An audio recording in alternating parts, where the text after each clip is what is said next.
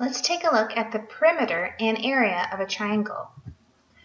The perimeter is the outside measurement of a polygon. To find the perimeter of a triangle, add up all three side measurements.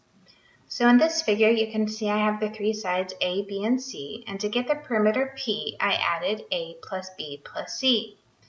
In general, I don't think you need to memorize formulas for perimeter. Perimeter should always be you add up the outside measurements of the shape. So it wouldn't matter if I have I can't have two sides. If I had 3 sides for a triangle, 4 sides for a square, if I had 5 sides for a pentagon, anytime I'm looking to find the perimeter, I should just be adding up the sides in the given figure. So look at this triangle. I have sides 7, 9, and 12 centimeters. So to find the perimeter, I'm going to add those three measurements together. 7 plus 9 plus 12 gives me 28. And when I'm looking at perimeter, the unit measurement doesn't change. So since I started in centimeters, my final answer is also in centimeters. Here's another triangle. This time I have measurements of 7 and 4. What you should notice in this picture is there's a tick mark on the side that has the 7, and there's that same tick mark on the opposite side.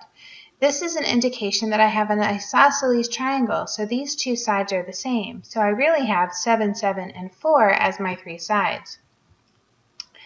This tells me that my perimeter is 7 plus 4, which is 18 centimeters. How about you try? Here's another triangle with sides 8, 6, and 10, all in meters. Try to figure out the perimeter, and then we'll move along. All right, so here's our answer. 6 plus 8 plus 10 gives me 24 meters.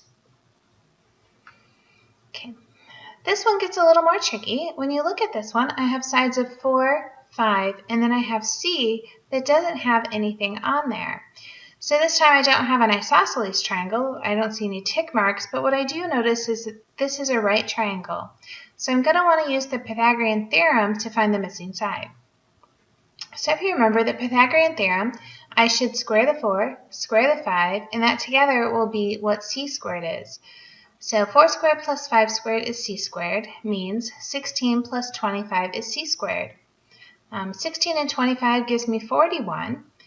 Since that's C squared, I need to take the square root. So I took the square root and I got 6.40 and some numbers.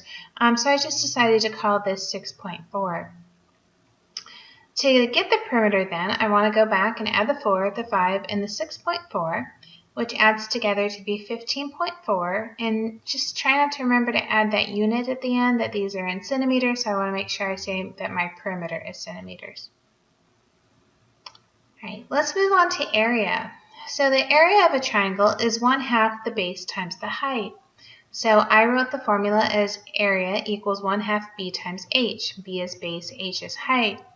What you want to notice in this picture is that once I look at the base, the height should be perpendicular to it. And you see how this height is kind of outside of the triangle? So you want to pay attention to each of the triangles, make sure you're identifying the height so that you're getting the total height of the triangle. If I went inside the triangle, I might miss it. I might make it too short. So this one, you can clearly see the 6 in the middle. It comes down as perpendicular to the base of 4. So when I find the area, I have 1/2 4 times 6, which is 12 centimeters squared. Here I did 1/2 of 4 is 2, 2 times 6 is 12. I also see that I left my F off here, so let's just say find the area of, so you don't look at it later and tell me I can't spell, it's in there. This one, the numbers are a little ugly, but I'm okay with that. I want to find the area, and what I'm looking for is the base, which is this horizontal one on the bottom, the 5.12, and then I'm looking perpendicular to that is the 2.45. So these other numbers, 7.13 and 2.91, those are the other sides, but we're not going to use them when we find the area. So what I have here is the area is 1/2 my base, 5.12, times my height, 2.45, which came out to 6.272. I didn't give you any kind of dimension there, like any kind of unit measurement, so that's okay, just leave it alone. All right, so here's 2 for you to try. You may want to pause because this should take you just a minute or so to do, but try to figure out these two areas and then come back and push play and we'll see how you did.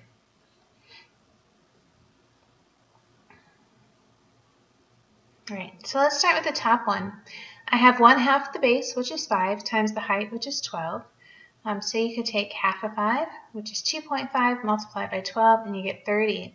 Notice here that the units are squared. I have centimeters squared because I had centimeter times centimeter. Same thing on the bottom. I have this one. The base is 5, but I have a height inside I can see that is 3. So 1/2 of 5 times 3 gives me 7.5, and I want to make sure I square the feet because I have a foot times a foot.